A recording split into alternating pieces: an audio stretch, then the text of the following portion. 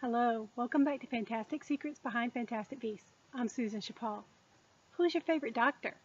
I'm particularly fond of the 9th and 10th. Or, if you're not a Doctor Who fan, perhaps you prefer Gandalf the White. But what I'm really curious about at the moment is what form will Credence take in Fantastic Beasts 2? I covered many theories like this in my book, Fantastic Secrets Behind Fantastic Beasts, and hope you'll check it out. Hey all you Whovians out there, who's your favorite Doctor? Whether you prefer the zany spin of Tom Baker, or Peter Capaldi's maturity, or maybe, like me, you're anticipating Jodie Whittaker's fresh take, it's the ability of the Doctor to regenerate that keeps this series going. This constant evolving also speaks to an important theme of the show, the need of the Doctor to continuously expand his consciousness. Regeneration, or rebirth, is a very popular theme across all literature. It's the apex of the hero's journey that allows the reader to experience the catharsis of a transformed life within themselves. How literal that rebirth is depends on the nature of the story.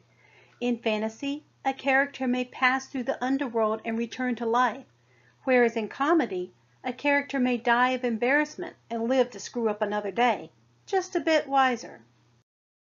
In Deathly Hallows, J.K. Rowling had Harry skirt along the edge.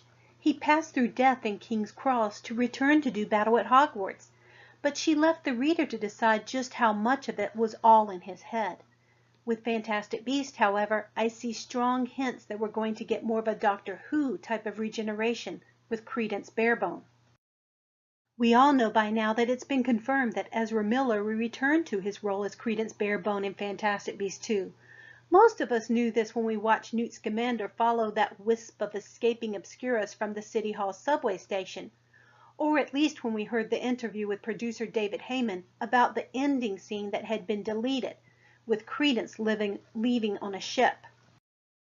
The filmmakers were very careful to show us in Fantastic Beasts 1 just how Credence could come back. At least twice we saw the Obscurus gather back into the form of Credence Barebone, even after a massive explosion. But surely, after that last devastating blast, that small tendril of Credence that remained must somehow be transformed from what he was before.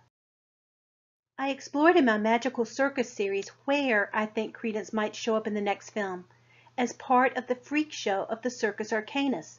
Now I want to explore more what transformation we can expect to see in him personally. How will we recognize the tremendous change that has surely taken place inside? Will he have a change in appearance or personality? Or will he have newfound powers? And how will the filmmakers show this to the audience, considering that it is the same actor? Pottermore's recent announcement gave us one key clue that Credence may not reappear exactly as before. The article stated, Credence will be back in a mysterious way. Mysterious. Does that mean we will not recognize him at first? Or will he not recognize himself? Perhaps the blow Credence received from Madame Picquary's auras was so devastating that his memory has been altered. And if so, will Grindelwald use this to his advantage, perhaps presenting himself to Credence as the one person who stood by him when others abandoned him? Personally, I anticipate that we'll get a hint of all of the above. With memory serving as such a key theme throughout the first film, I expect Credence will suffer from some sort of memory lapse as a result of the explosion. I also expect that we'll see an outward shift in his appearance to reflect the greater inner change he has experienced, and this transformation of character will possibly set a pattern of incremental changes for each film going forward. Which brings me back to my last video. We explored the ancient idea of metempsychosis, a Greek spin on reincarnation where the soul can transmigrate from animal to human or human to animal. Ancient spiritual groups like the Pythagoreans taught their initiates to unite the four elements within oneself to seek enlightenment, to purify their current life in order to achieve a higher level in their next. And if they can retain their memories of their previous life, they will finally escape the cycle of reincarnation to live divine. Birds have always provided a symbolic link to the spirit or soul. From the ancient Egyptian concept of the Ba, to the Holy Spirit as a dove in Christianity, the flight of birds well represents this freedom of the soul without the body. Within Fantastic Beasts, we saw lots of bird-like creatures. I can't imagine a stronger hint at the soul than a dove in the lighted window of a church. But we also have the Occamy and Swooping Eagle, and Frank the Thunderbird, who was surely the beastly soul of the film. For Fantastic Beasts 2, I've theorized we will see another bird that relates even more strongly to the soul and regeneration, a phoenix. David Yates stated in an interview that we would see a new beast of Chinese origin in the next film, and I speculated in my Magical Circus Acts video that Claudia Kim may have a bird act, that this could possibly be a phoenix. Indeed, I have a theory for the ultimate role of the phoenix at series end, which, if I'm right, would be a major spoiler. It's highly, highly unlikely that I am, because I'm going quite out on a limb with this one. But I thought I'd give you a warning before proceeding, because some of you have expressed concerns in the comments about being spoiled. Joe has openly stated in interviews of Fantastic Beasts being about the beast we all have within, and the way we make beasts of others. Couple that with my theory of a possible subtext of a graduated metempsychosis based around the number 5 and human and animal transmigration of souls, and I think we could see a beastly reincarnation at the end of the series. Could Credence undergo a cycle of regeneration at the end of each film until he eventually attains a level of spiritual enlightenment that the ancients whispered about in their secret rites? Will we see his appearance or personality advance from film to film until he is finally freed of his human form and elevated to immortality at series end? And who better in the Wizarding World universe to embody this immortality than Fawkes? Yes, that Fawkes, Dumbledore's phoenix. Could Fawkes literally be Credence Barebone's final regeneration? I know this is highly unlikely, but let me show you some tantalizing hints. We all know that phoenixes are reborn, regenerated from ashes. Harry saw this for himself when he first met Fawkes. We've also already seen Credence exploding into ashes to survive only as a tendril, like feathers, as Rowling states in the script book.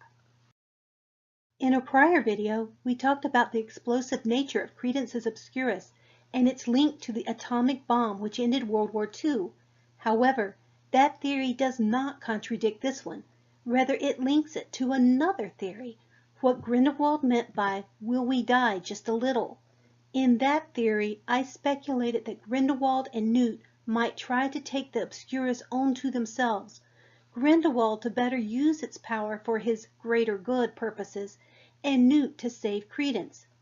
Dying just a little sounds a bit like reincarnation. However, if either Newt or more likely Grindelwald were to separate Credence from his Obscurus, it could be the catalyst that detonates a massive Obscurus bomb while freeing Credence's soul to transfigure into the newly born Fawkes. As Fawkes, Credence would not only be a potent symbol of peace for the ending of the Fantastic Beasts series, but would provide a transformative framing for the historical next. If Fawkes, the bird who linked Voldemort to Harry through their wands, was Credence, his presence and shared feathers would add a new depth and meaning to a story we've already experienced. Your understanding of Harry Potter would be transformed by the story arc of Fantastic Beasts. Honestly, I have to say as an author, I think this is such a fabulous idea that if Rowling is not plotting it for her series, I fully plan to do it for 2 of my own. But as I mentioned in my last video, I very much believe this Fantastic Beasts story arc will be a team effort. It'll take the full power of the 4 members of the team, the 4 elements, to support the 5th, Credence, in the freeing of his soul. And that is why the pentagram is such a powerful symbol for this series. As I acknowledged, I'm very probably wrong about my Fawkes theory, but I do believe we'll see a progressive regeneration of Credence throughout the series, whatever his final form may be. Before I finish, I'd like to point you in the direction of J.K. Rowling's Loomis organization, who is having a fundraising effort on CrowdRise. You can both help end the institutionalization of children and reunite them with their families, while scoring cool gear for yourself and being entered to win a trip to the London set of Fantastic Beasts 2. Join me in donating. I've provided a link in the description below. What do you think about the possibility of Credence regenerating with each film? Do you think there's any slim chance he could finally be Fawkes? Please let me know your thoughts in the comments. Be sure to check the description box below for any links I cited and videos mentioned. And please subscribe for future theories. Also, don't forget to check out my Fantastic Secrets Behind Fantastic Beasts at Amazon or your local bookseller.